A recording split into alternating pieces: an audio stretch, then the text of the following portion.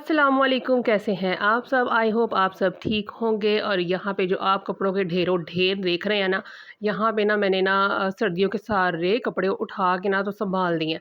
इतना ज़्यादा मैस हो गया हुआ था, इतने ज़्यादा कपड़े फैल गए हुए थे ना।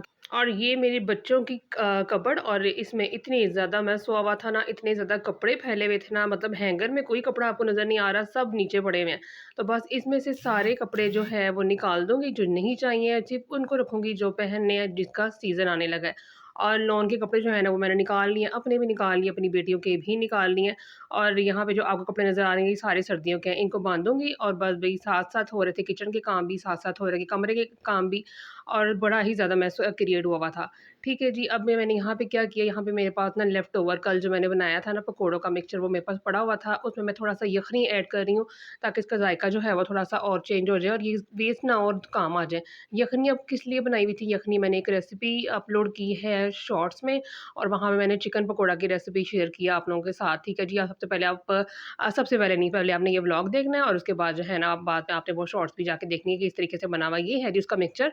इसमें मैंने क्या-क्या चीज़ें डाली हैं वो आपको बाद में पता लगेगा। यखनी के साथ जी ये बनते हैं और बड़े ही मज़ेदार किस्म के बनते हैं। मतलब पानी इसमें मिक्स नहीं होता है, पकोड़ों को मिक्स करने के लिए, बेसन को मिक्स करने के लिए पको पानी यूज़ होता है ना, तो यहाँ पे जो चिकन पकोड़ा है ना उसमें यखनी यूज़ होती है और बड़ी ही अच्छी और मज़े के पकोड़े बनते हैं। ठीक है जी, ये इसमें क्या-क्या डाला है वो ज़ाहिर बात है आपको शॉर्ट्स वीडियो में ही पता लगेगा। अच्छा जी, ये 2 चीज़ें हो गई रेडी, साथ-साथ मैंने आज मसर बना लिए थे, साथ चावल बॉयल कर लिए थे, वो मैंने सुबह-सुबह ही कर लिए थे। क्योंकि साथ-साथ अफ़्तारी बनाना, साथ-साथ हंडिया बनाना बस बड़ा मुश्किल काम हो जाता है। ठीक है जी, किचन को फिर थोड़ा देर मैंने दोबारा से छोड़ा, दोबारा से मैं किचन में आ गई, और किचन में कह रही हूँ रूम में आ गई। और ये चेक करें ज़रा, ये आपको जो लग रहा है ना 2 मिनट में अलमारी सेट हुई है, ऐसा बिल्कुल भी नहीं हुआ था। 3-4 घंटे लगातार मैं और मेरी बेटी लगे रहे हैं। फिर कहीं जाके हम लोगों ने सारे लॉन के जो है वो ड्रेस यहाँ पे सेट किए हैं, और उसके बाद जो है ना सारे कपड़े तय करके दूसरी वाली साइड पे सेट किए हैं। जितने इसमें मेस था, जितने इसमें फालतू कपड़े थे वो सारे निकाल के हम लोगों ने सँभाले हैं। और आपको पता है जब सर्दियों के कपड़े सँभालने हों या सर्दियों के कपड़े निकालने हों, तो काम काफ़ी ज़्यादा बढ़ जाता है। तो बस आज जो है ना मुझे था कि आज मैंने ये काम कंप्लीट करना ही करना है, क्योंकि मौसम काफ़ी ज़्यादा चेंज हो गया है, गर्मी जो है वो आ ही गई है। इवन फ़ैन भी चलना शुरू हो गए हैं। एकदम से 2-3 दिन के अंदर-अंदर ही जो है ना वो गर्मी आ गई है। तो ये देखिए जी, यहाँ पे मेरी कबर्ड जो है वो सेट हो गई है। मेरी नहीं, मेरी दोनों बेटियों की कबर्ड है, ये दोनों बेटियों के कपड़े हैं इसमें। और ये सेट हो गई है, और जो मेरी कबर्ड है ना उसका तो कोई हाल नहीं है बेचारी का। उसमें तो बुरे हालात हैं उसके, वो भी किसी दिन आपको दिखाऊँगी कि बच्चों की कबर्ड्स में और माँ-बाप की कबर्ड्स में कितना फ़र्क होता है। मतलब सबकी सेट कर लेती हूँ, अपनी जो है ना वो मेरे बुरे हालात ही रहते हैं। एनीवे, यहाँ पे आ गई दोबारा से मैं किचन में, और किचन में अब मैं तब तैयारी करने लगी। अफ़्तारी का मैं शुरू करती हूँ जब 3 बज जाते हैं ना, तो फिर मैं किचन में आके ना तो अफ़्तारी का काम शुरू कर देती हूँ। मतलब जो चीज़ कटिंग करने वाली होती है, वेजिटेबल्स वगैरह कट करने वाली होती हैं, पोटैटो-शटैटो जो भी कट करने वाले होते हैं ना, तो वो मैं फिर उस टाइम कट करती हूँ। अच्छा, यहाँ पे कुछ कैबिनेट्स भी मेरे ऑर्गनाइज़ होने वाले थे, उनको भी साथ-साथ मैं ऑर्गनाइज़ कर रही हूँ। ऐसे होता है कि फटाफट से जब हम कोई काम कर रहे होते हैं ना, तो फिर ये है कि चीज़ें उलट-पुलट जाती हैं और बस भी पता ही नहीं लगता। और ये छोटी-छोटी डब्बी में जो आपकी चीज़ें नज़र आ रही है ना, ये मैंने इसमें टैंग डाला हुआ है, किसी में गरम मसाला डाला हुआ है, किसी में ये है कि बच्चों का माइलो वगैरह वो डाला हुआ है, क्योंकि जब एक दफ़ा वो वाले पैकेट्स ओपन हो जाए ना, तो फिर उनको सँभालना काफ़ी मुश्किल हो जाता है। तो बस फिर ये है कि मैंने इन वाली जो डिब्बियाँ लेकर आई थी ना, छोटी वाली बॉक्सेज़, उनमें मैंने डाल दिया था, बड़ा ही आराम रहता है, बड़े ही फिर सेफ हो जाते हैं। ठीक है जी, अब यहाँ पे मैं टैंग बनाने लगी थी, और सबसे पहले मुझे ये होता है कि मैं ना पानी में शुगर और टैंग डाल के रख दूँ। ठीक है? उसके बाद ये है कि जब अफ्तारी का टाइम हो ना आधा घंटा पहले, तब मैं उसको मिक्स कर लेती हूँ, उसमें आइस वगैरह डाल देती हूँ, तो बस फिर उसमें बाद में जो है ना वो फिर शुगर खुद ही मेल्ट हो जाती है। अच्छा, यहाँ मैं शुगर डालने लगी तो मेरा जो ये जार था शुगर वाला, ये खाली हुआ हुआ था। और इस टाइम कोई इतना गुस्सा चढ़ता है ना, कि जब आप कोई काम कर रहे हो और उसमें काम में एक और एक्स्ट्रा काम करना पड़ जाए, तो फिर मैं कहा चलो जी इसको रिफिल पहले करते हैं, और उसके बाद जो है ना हम अपना टैंक बनाएँगे। Audio Jungle.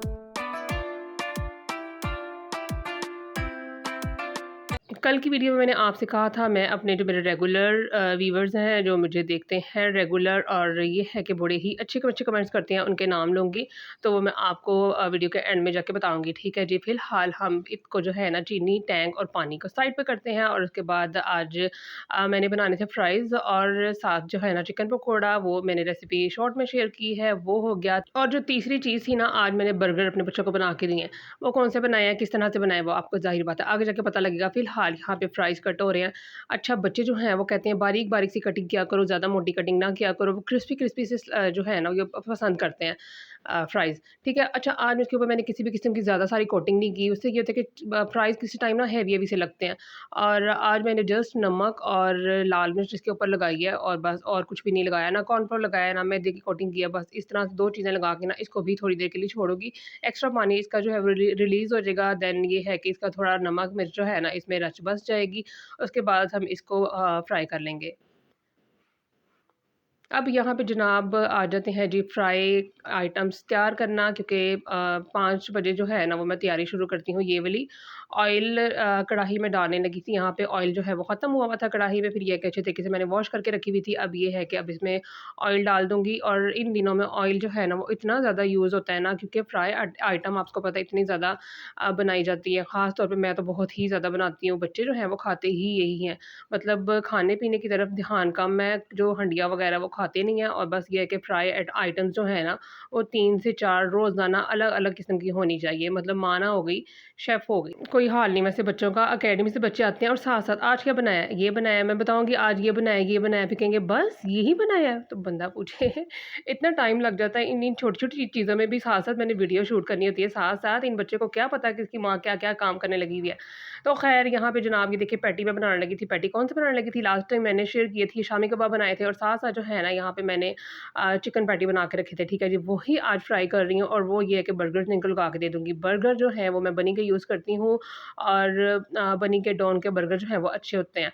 अब ये है कि इनको मैं निकाल लूँगी। एक तो ये होता है कि इनको कटिंग करना नहीं पड़ता, कट से लगे होते हैं इनको। दूसरा ये कि बड़े सॉफ्ट-सॉफ्ट से बनते हैं, ठीक है जी। इसके ऊपर सीधी तरीके से मायोनीज़ लगाऊँगी और लगाऊँगी केचअप, कोई वेजिटेबल्स वगैरह ऐड नहीं करूँगी। बस अगर चाहो तो आप इसमें कर सकते हो, ऑप्शनल है बिल्कुल।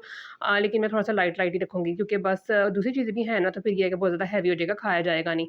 तो बस मायोनीज़ लगा दूँगी और साथ केचअप लगा दूँगी, साथ इसमें पैटी जो फ्राई की है वो लगा दूँगी, और बस भी यहाँ पे हमारे बर्गर्स जो हैं वो भी तैयार हो जाएँगे।